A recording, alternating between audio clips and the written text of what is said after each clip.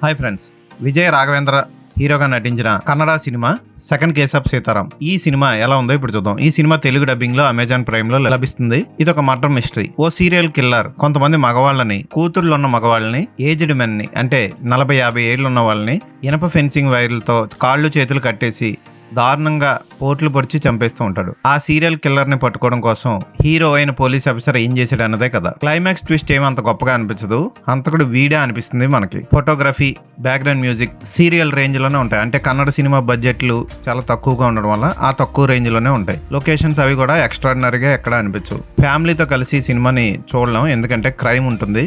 సంగీతానికి ఈ కథకి చక్కగా ముడిపెట్టాడు దర్శకుడు. అయితే అవేమి అంత ఇంట్రెస్టింగ్ గా అనిపించలేదు నాకు. ఓకే, జస్ట్ ఒకసారి ఈ సినిమాని చూడొచ్చు. సస్పెన్స్ మెయింటైన్ చేస్తూ చివరి వరకు కథని దర్శకుడు లాగిన విధానం పర్వాలేదు అనిపిస్తుంది. ఇది ఒక గొప్ప థ్రిల్లర్ అయితే కాదు కానీ పర్వాలేదు, టైం పాస్ థ్రిల్లర్ ఇది, ఒకసారి చూడొచ్చు. తెలుగు డబ్బింగ్ బాగానే చేశారు. ఈ సినిమా హిందీలో కూడా లభిస్తుంది.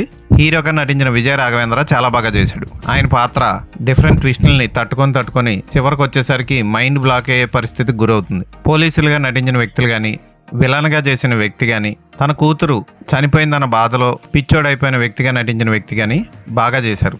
ఈ సినిమాకి నేను ఇచ్చే రేటింగ్ 3/5.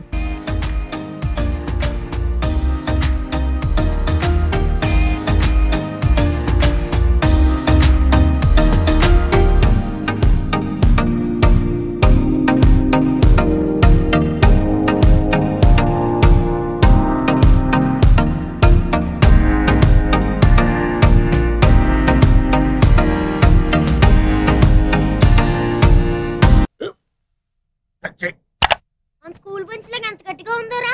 కొట్రా, కొట్టు, పర్లేదు, కొట్టు. పెట్టేసింది బాబాయ్.